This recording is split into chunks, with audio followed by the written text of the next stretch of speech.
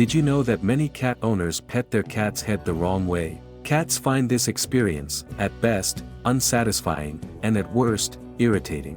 When it comes to petting their heads, this is especially true, and if done incorrectly for too long, it can seriously damage the bond between you and your cat. So if you love petting your cat's head, and what cat owner doesn't, make sure to avoid these 7 common mistakes. Mistake number 1. The first mistake many people make when petting cats, especially when meeting a new cat for the first time, is to reach out and touch their head. But wait, I can hear you saying, I thought I was supposed to pet my cat's head. And yes, you should, but the issue isn't where you pet your cat, it's how you do it. Most cats love a good head scratch, but things can go downhill quickly if the person doing it doesn't approach the situation correctly. Mistake number 2. Dogs and cats are often paired together in popular culture, whether it's in classic idioms like fighting like cats and dogs, or in iconic characters like Garfield and OD. These 2 popular pets are portrayed either as enemies or unlikely friends. As a result, many people, especially those with experience with only one of the 2 species, tend to see them as 2 sides of the same coin.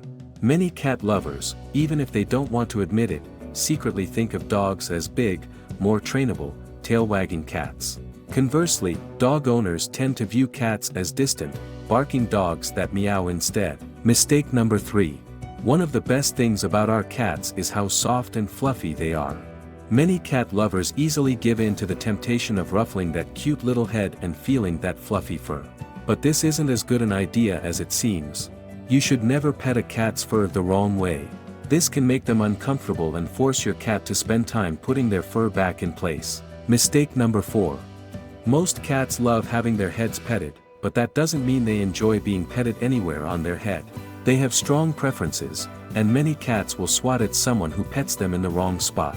When petting a cat's head, humans should generally stick to the top of the head and the area just behind the ears. The ears themselves should be avoided, and most cats make it pretty clear by pulling back their ears when someone gets too close. The area around the eyes and the bridge of the nose are other zones to avoid.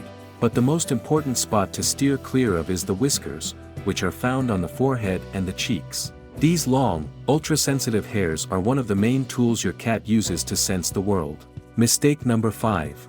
One of the most frequent complaints about cats is that they scratch you for no apparent reason. In reality, of course, there's usually a very valid reason, and a cat who feels forced to scratch often shows signs of discomfort long before things reach that point. People just have a hard time noticing these signals.